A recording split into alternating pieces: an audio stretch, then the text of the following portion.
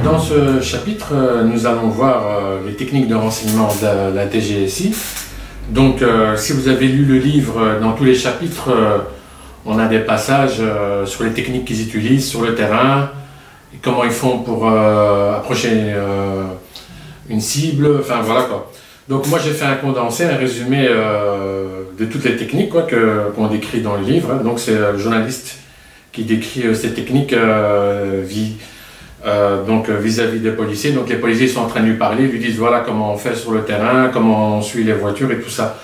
Donc alors on va d'abord parler les agents sur le terrain, qui est une technique de renseignement. Donc en fait on a quelqu'un qui s'appelle Atem, un policier quoi. Et donc il explique qu'il a l'air d'un prof d'histoire géo et qu'il a une dizaine d'années dans les renseignements généraux, puis dans la DCRI, puis dans la DGSI. Et donc, en fait, il est déguisé en islamiste. En fait, c'est un arabisant. Parce qu'en fait, dans le livre, les policiers, quand ils parlent des Arabes, ils les appellent les arabisants. Donc, en fait, pour infiltrer une mosquée, il n'y a que des Arabes, c'est ce qu'il dit dans le livre. Donc, on envoie un agent arabe, donc il va prier. Il va devenir ami avec les gens qui font la prière, hein, donc il va partager des coups de fusil, c'est ce qu'on dit dans le livre, et il va en fait faire des rapports sur eux, quoi. Donc c'est comme ça qu'il les approche. Et donc sur le terrain, dans la rue aussi, on a des agents de la DGSI, donc dont un qui est un SDF, il se déguise en SDF, et donc il est dans la rue, et ils expliquent en fait qu'il se couche dans la rue avec un gobelet, avec un gobelet pour faire la manche. Donc ça, c'est un agent de la DGSI, c'est ce qu'on dit dans le livre.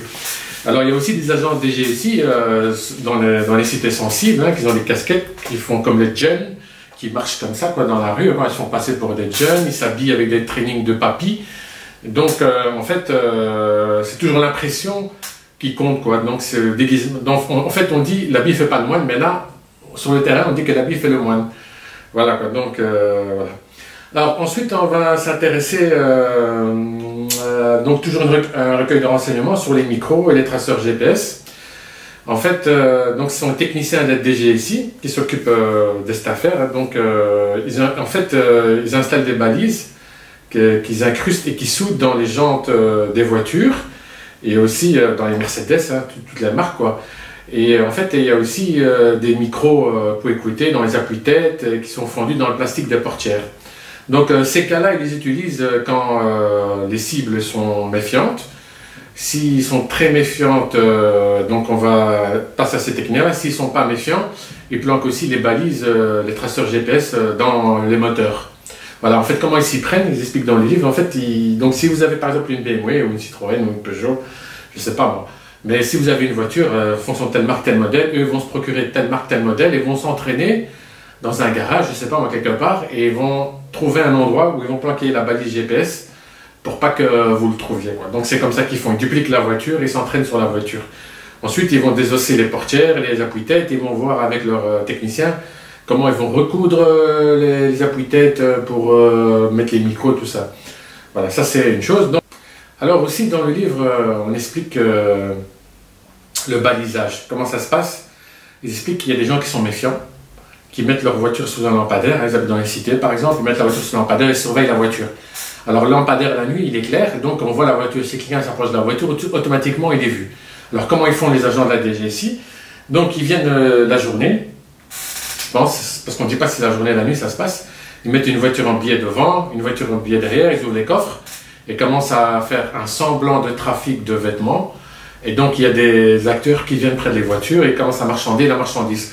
Donc vous, si vous êtes là, vous soyez votre voiture et vous voyez des agents comment on explique ça, un cinéma autour de votre voiture, voilà, des trucs bizarres qui se passent dans votre voiture, vous avez tout de suite compris qu'il y a quelque chose qui se passe autour de votre voiture.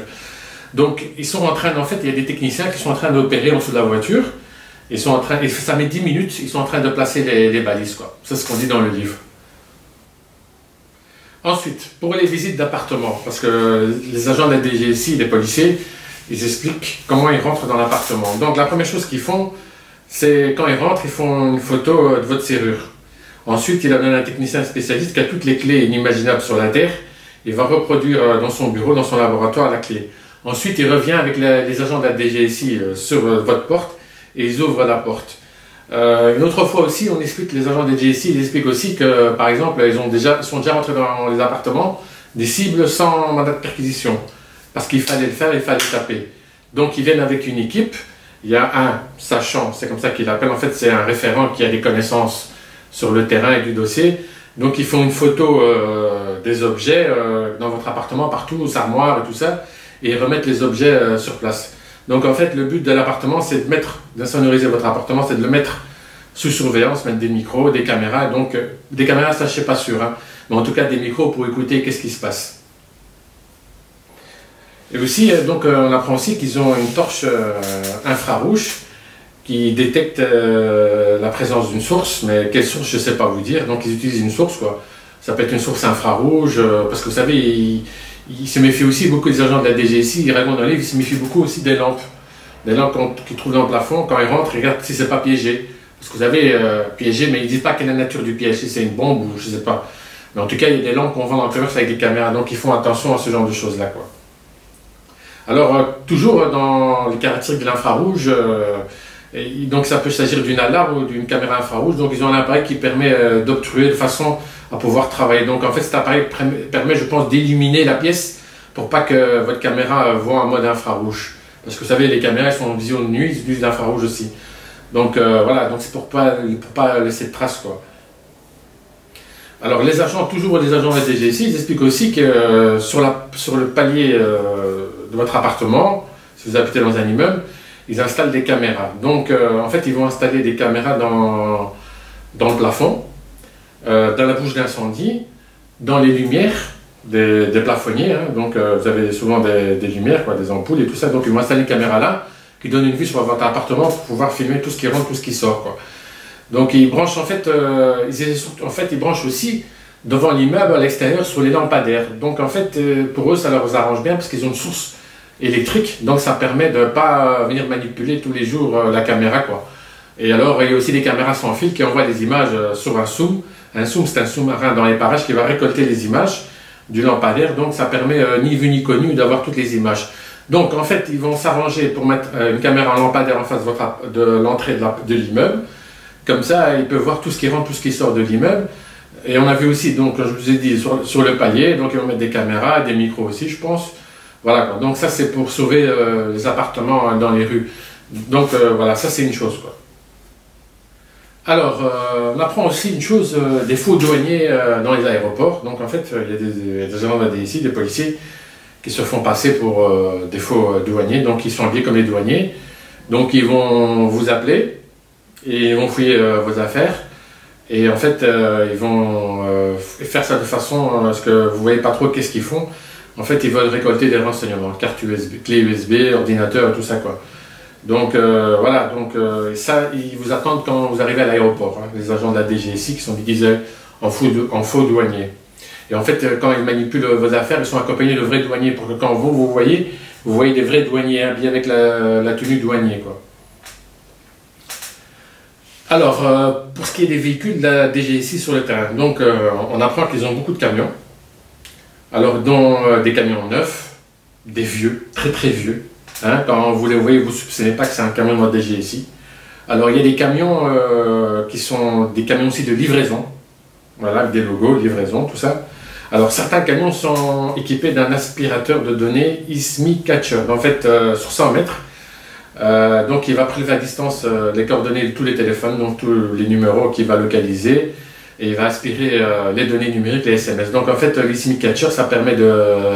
En fait, votre téléphone, il va se borner sur une borne de votre opérateur, mais l'ISMI Catcher, comme il est plus près que la borne de l'opérateur, donc il va se caler sur la borne de la DGSI, donc ça va leur permettre d'aspirer toutes les données de tous les téléphones, quoi. Voilà, ça c'est comme ça que ça marche, quoi. Alors, un SOM, c'est ce qu'ils appellent dans le livre, donc comme je l'ai dit, c'est un sous-marin qui est équipé pour la surveillance. Il y a des camionnettes qui sont équipées pour la surveillance, observer, filmer, photographier toutes les personnes qui sortent dans la rue.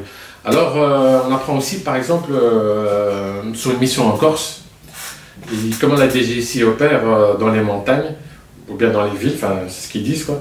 En fait, en Corse, ils ont de fausses pierres, hein. Vous avez comme vous voyez dans vos yeux dans la rue, vous voyez une pierre, mais ce n'est pas une pierre. Elle est équipée d'une caméra. Et cette caméra, elle a un câble qui pendouille entre les branches et on explique qu'il y a une batterie qui est comment dire, il y a un trou dans le sol, ils mettent la batterie là, ils la cachent quoi. Donc ça permet de filmer très très longtemps. Et en fait la caméra, pour ce modèle de caméra, ils le mettent toujours par terre, c'est ce qu'ils disent quoi. Donc quand vous marchez, vous sentez pas que vous êtes filmé, mais en fait il y a une pierre, une grosse pierre généralement, de masse volumineuse, et donc dans cette pierre il y a une caméra dedans qui filme. Et en fait c'est pour filmer toutes les voitures qui viennent dans la rue. Alors il y a aussi une autre technique, c'est la technique qu'on utilise en Corse aussi, c'est en fait dans un tournant, souvent dans les montées, ils mettent des caméras en hauteur dans les arbres. Et donc ils font ça dans les tournants en montée. Pourquoi? Parce que la voiture va ralentir pour tourner comme il est dans une montée, et on va pouvoir voir le conducteur qui arrive dans la rue, et ça va pouvoir identifier toutes les plaques de voiture et savoir qui passe par là, et pouvoir remonter la chaîne des bandits, quoi. Voilà. Alors, pour ce qui est aussi des caméras et micros, on apprend aussi dans le livre, dans la guerre de l'ombre, de la DGSI, hein, on apprend aussi qu'il y a une salle administrative au moins deux, hein, de la DGSI. Et donc, en fait, dans cette salle, ça permet de visionner toutes les caméras de Paris et de la banlieue. En fait, les agents de la DGSI, ils peuvent prendre la main sur les caméras. Et donc, ils peuvent voir, par exemple, dans les cités, qu'est-ce qui se passe dans les rues. Donc, s'il y a des confrontations entre les agents de la DGSI et des gamins dans les cités, ça va leur permettre de pouvoir identifier les jeunes qui ont fait du grabuge envers les policiers et de les arrêter plus tard, quoi. Alors on apprend aussi que la DGSI, par exemple sur un terroriste qui était caché dans un buisson pendant les attentats de Paris, donc ils avaient des micros directionnels, et apparemment ces micros directionnels marchent très bien parce qu'ils expliquent qu'ils pouvaient entendre le souffle du terroriste qui était caché dans les buissons. Parce qu'en fait il y avait un terroriste avec un autre, papy terroriste, il était caché dans les buissons. Et il y a une fille qui est venue les chercher et ils expliquent qu'ils pouvaient entendre tout quoi, à distance, quoi. On apprend aussi dans les livres qu'il y a une unité d'enseignement français, c'est la SNRO, donc elle s'appelle Section Nationale de Recherche Opérationnelle, c'est une unité parallèle à l'époque de la DST. Et donc c'est un agent qui s'appelle Anis, il a été recruté parce qu'il avait des qualités d'infiltration dans les milieux urbains, les cités sensibles. Et donc c'est un ancien de la BAC qui a intégré la DST, et on peut supposer qu'il est à la DGSI puisqu'apparemment il arrive à infiltrer les cités sensibles, quoi. Donc ça c'est un agent sur le terrain qui opère, quoi. Et aussi on apprend aussi dans le livre, par exemple, il y a un barbu, un faux barbu, qui apparemment est un escroc.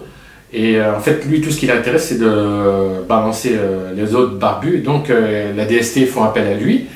Et par exemple, donc c'est un agent de renseignement, hein, officieux, pas qui n'est pas officiel, donc il lui paye un véhicule de location. Et donc il va moucharder les mecs de la cité, ses frères de la mosquée, donc il va obtenir par exemple des papiers pour sa famille, il va les faire venir. Et donc tout ça ce sont des agents qui travaillent pour la DST sur le terrain, donc il y en a plusieurs, hein, dans le livre, il suffit de lire le livre La guerre de l'ombre d'Alex Jordanov. Et donc moi je vous ai fait un condensé des méthodes, des techniques de renseignement. Bon, je ne vais pas vous dire comment faire pour lutter contre la police, pour pas qu'on vous écoute. Mais toujours est-il que dans le livre, on parle par exemple d'un diplomate, un attaché commercial de l'ambassade de Russie.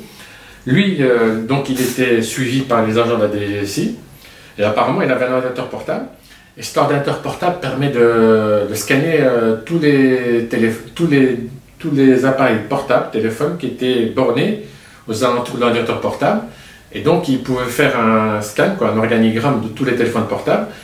Et donc sur chaque mission que l'espion russe opère à Paris, il avait toujours son ordinateur portable. Donc ça lui permettait dans un lieu tel donné, tel jour, et un autre jour, un autre endroit, ça lui permet de scanner les fréquences des téléphones, et donc il voyait les numéros. Et les agents de la DGSI expliquent qu'ils se sont fait attraper comme ça.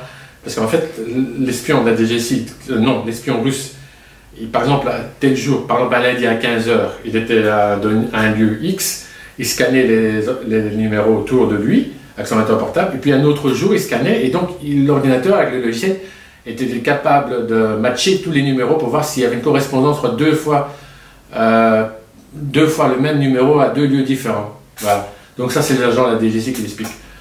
Voilà, c'est fini pour le livre. Lisez-le, et en lisant, vous serez informé de tout ce qui se dit dans le livre, et ça vaut vraiment la peine de le lire. Voilà, moi j'ai fini. Je vous remercie, et à bientôt pour le prochain livre, qui est sur les services secrets turcs.